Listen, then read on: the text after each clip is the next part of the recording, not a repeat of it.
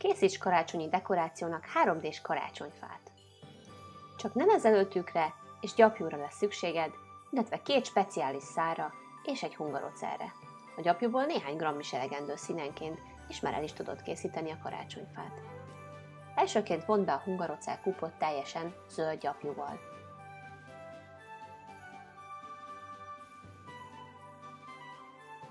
Először körkörösen vidd fel a gyapjút, majd ezután tűzd meg az alját és a tetejét is a karácsonyfának.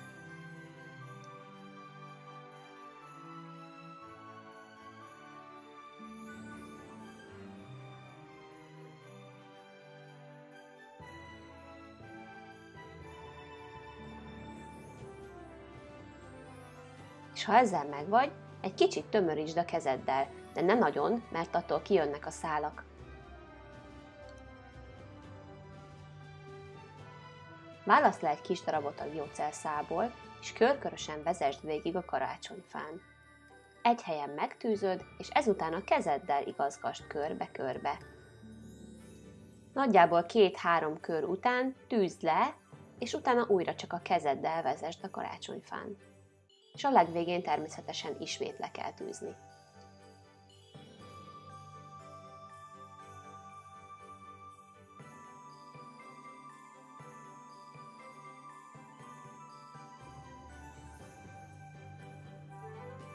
Most jöhetnek a karácsonyfa díszek. Minden színből helyezz apró kis pöttyöket a karácsonyfádra, körbe-körbe.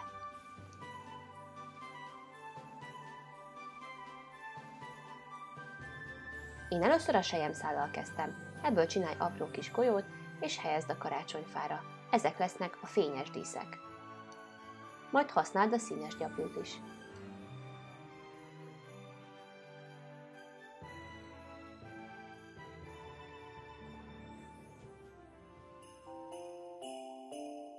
A csillagot úgy készítheted a legegyszerűbben, hogy letűzöd a sárga gyapjút a szivacsba.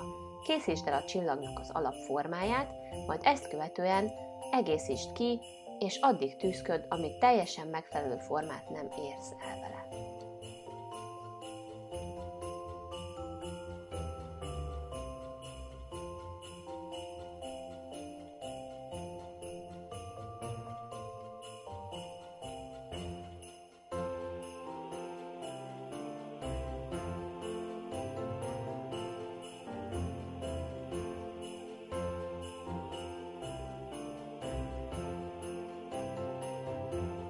Föntről lefelé bökj, amikor föltűzöd a karácsonyfa tetejére a csillagot. És most jöhetnek az ajándékok. A gyapjút csavard fel, és tömörítsd, hajtsd teljesen össze, hogy minél közelebb kerülj ahhoz a formához, amit szeretnél, majd ezután kezd el megtűzni.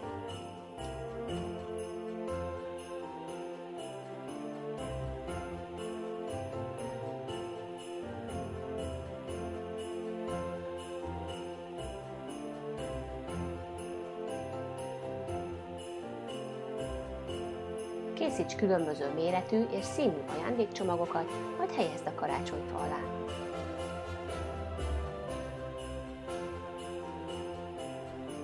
Ha érdekel, hogyan készíthetsz gyapjúból mécsestartót, kövesd a YouTube csatornámat, mert a következő videóban megmutatom.